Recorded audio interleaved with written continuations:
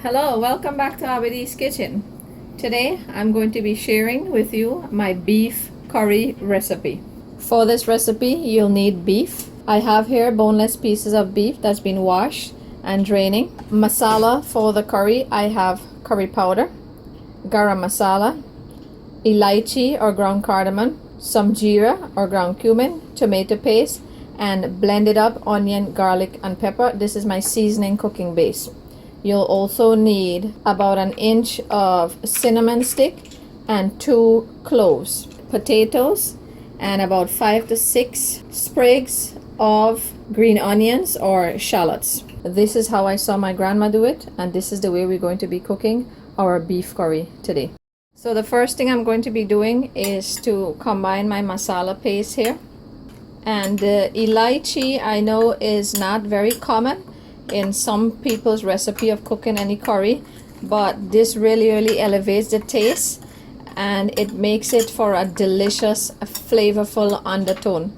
And this is exactly the way how I cook mutton as well, or lamb. The same mixture could work. So if you don't use beef, you could be cooking lamb and you could use the same masala base. So give this a good mix, and you want to make this into a nice thick paste.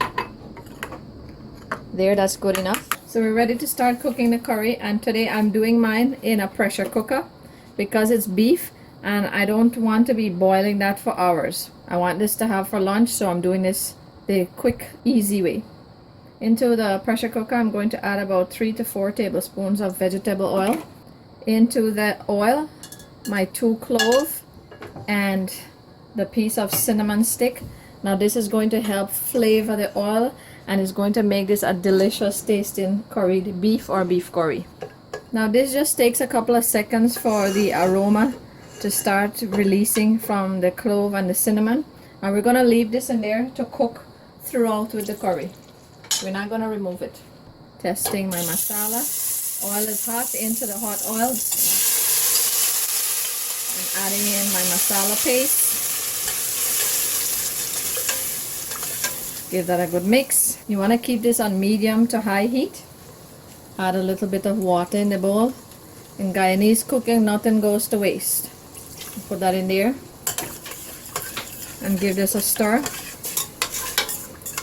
Now I'm going to give this about 3 to 5 minutes. I want the masala paste to cook out, or I want to see the oil start coming through back into the curry paste. And occasionally you want to just give it a stir so it doesn't burn.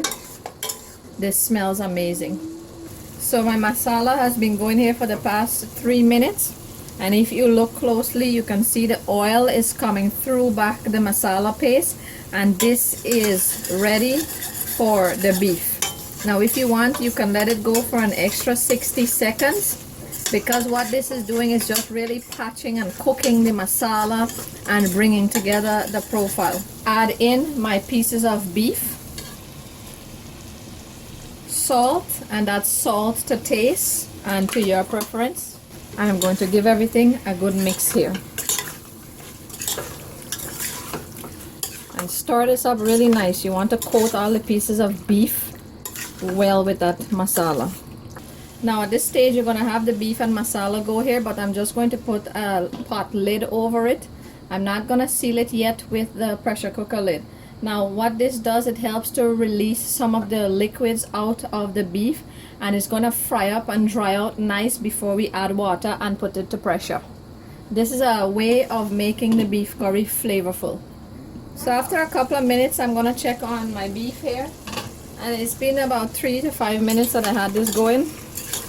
As you can see, it's getting a little liquidy there.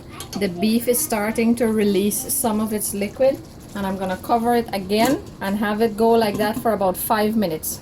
So it's been that additional 5 minutes, and I had the beef and the masala going here. Now I'm gonna check for salt. Now into this I'm going to add 1 cup of boiling water, because I'm going to start pressuring the beef now. I'm gonna put the lid on, and I'm going to let this pressure for about 15 to 20 minutes. I want this to be nice and tender so my kids can enjoy it.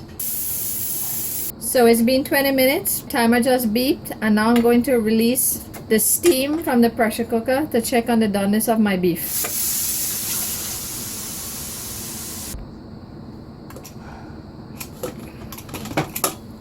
Okay, I'm gonna check now. And this still has some liquid. I've only added 1 cup of water to do this process. So I'm gonna take a piece or 2 out, and I'm going to try to cut this with the spoon. And this is nice and cooked. So I've checked on the beef. It's almost there, but not quite. Now into the pressured beef, my potatoes. So the potatoes should only take about 10 to 12 minutes to boil, and the curry will be ready. Boiling water to make gravy, and this is to your preference as well. I'm going to add about 2 cups there. And now I'm gonna let the beef and potato go together. I'm making this a 1-pot dish today. I'm gonna return my pot lid over it, and I'm gonna let this boil until the potatoes are ready, and the curry will just need its finishing touches. So I'm going to be checking on the potatoes now. So this is coming down to the end. Into the beef curry and potato, I'm going to add my fresh chopped shallot, and now I'm going to garnish it with 1 teaspoon of geera or cumin powder. I'm just gonna give it 2 minutes to simmer open like this, and our beef curry will be ready. We're almost there. Now you can leave this with as little or as much gravy as you like, or you could completely reduce this and make it into a nice bunja beef. Now my beef curry is ready. I'm gonna turn the stove off. Now the curry is gonna thicken up if you have potatoes in there. And here you have it, our delicious beef curry or curried beef. Today I'm serving this here with some rice and dal with a little bit of spinach in there. And you can have this with rice, with roti, you know, with sada roti, with oil roti, with dal puri. This is really delicious. This is a family recipe. It's my grandmother's recipe. This is her way of cooking beef, and because the beef was pressured, it was nice and tender. Do try this recipe. All of the measurements and ingredients will be listed in the description box below.